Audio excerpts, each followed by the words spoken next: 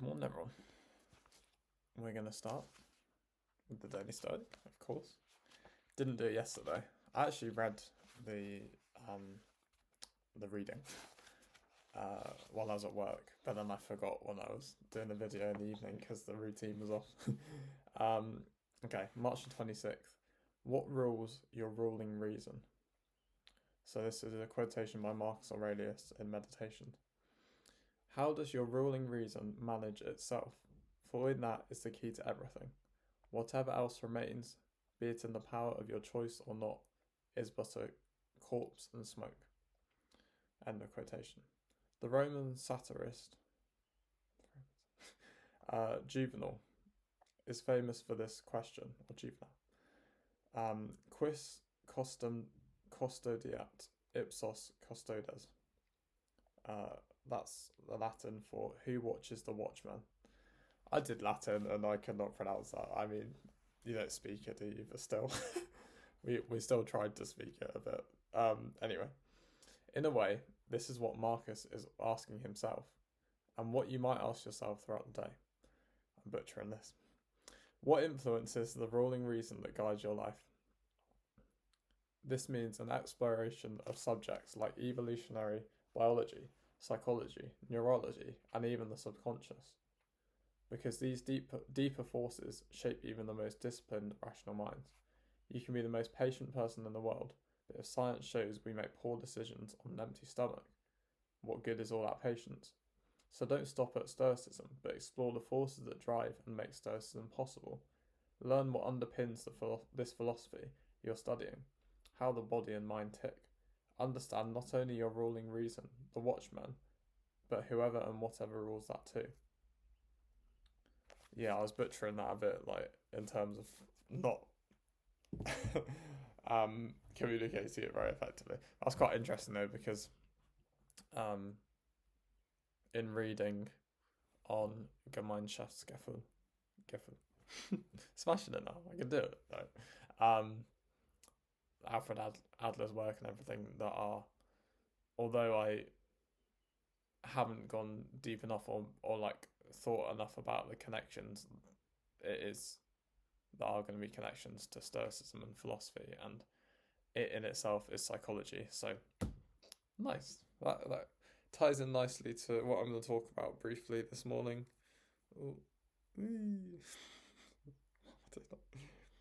Shows that I've got quite a bit of a fringe. Created by what am I doing? Created by the hair. Anyway, my hairline's fine. It's not covered up, but it is nice to have the hair down like this. Anyway, now you're all thinking I've got a bad hairline.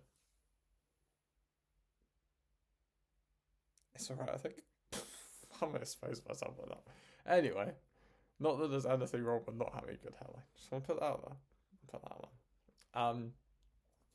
Today I'm going to talk briefly about Gemeinschaftsgefühl again.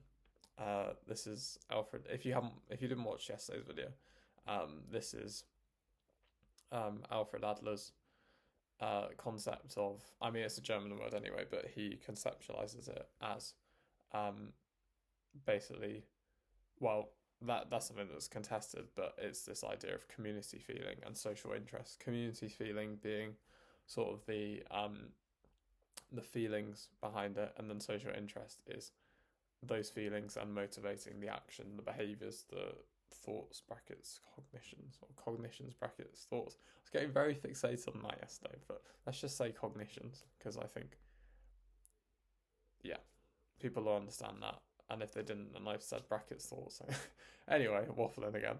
And it's this idea of, well, there's many components to it, but it's kind of this sense of, well, an aspect of it is a sense of belonging in society, a sense of kind of faith in others, which I'll go into a bit, and basically feeling part of the world, and it's to some extent innate. Well, Adler says it is innate, and then he went back on himself, but I think he was saying that it is sort of innate, but then it's also developed, and it's developed through well, it's then kind of put into action through social interest. And that's kind of how we sort of like cooperate with others, how we exist in the world with other people, and improve our personal, like achieve our personal goals as well as common and mutual goals, and contribute to the welfare of others, contribute to the welfare of the world at a larger scale, a larger community, and also understand and accept ourselves, and see the good in others. There's much more to it. I'm picking my nose. But they're kind of some of the premises of it. It's, put simply, a sense of unity in the world, that we all have, but sometimes it can be like lower community feeling, like where we don't have that as much, and that can be dependent on childhood, that can be dependent on a lot of things in adulthood as well.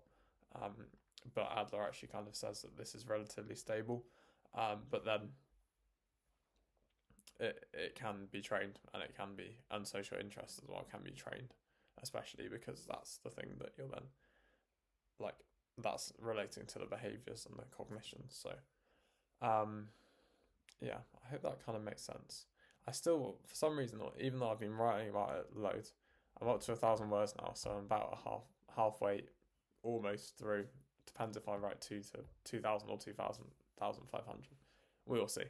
But yeah, I've written quite a lot. I feel like I understand it, but then when you're trying to define it, that is part of my points, so it's really difficult to define. But community feeling kind of motivates social interest, and yeah. Anyway, oh wow, already 7 minutes in. All of these ideas are kind of linked together, where if you have this sort of faith in others and confidence in others, confidence that people are good, then you're able to act in a way where you're contributing to others, where you're cooperating with others, because you're not as afraid of the repercussions. You're not as afraid that people will be taking advantage of you and manipulating you, because you have faith in others' goodness. That's not to say that won't happen, but you have the confidence in doing things without worrying about what will happen. You're also not basing, you have a level of self-acceptance where you understand, I don't know if this is a quotation from Adler, but I know it's a quotation from The Courage to Be Disliked, but it's like, I am of use to someone. I am of use to someone. I don't know how, quotation marks. I am of use to someone. Close quotation marks. And it's that self-acceptance, to what was it? To be as you are. And then that also links to that's not my email. The community feelings of sense of belonging, feeling like you belong in the community, feeling like communality, and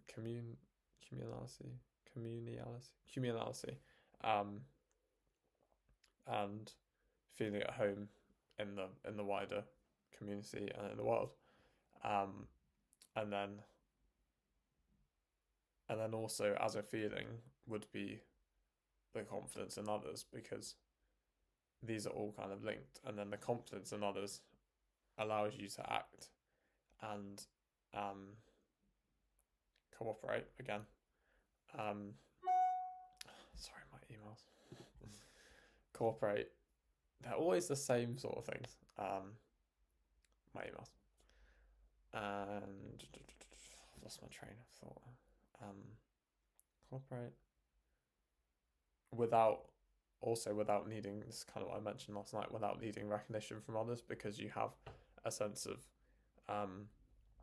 self-assurance, a sense of self-acceptance, where you are confident in what you're doing as well as confident in others. So you don't need the recognition from others, because you're not basing your actions and your feelings and your thoughts on the fact that you need to be recognized for it, and you need to, yeah, kind of like that. And I think that links to kind of having a sense of autonomy as well.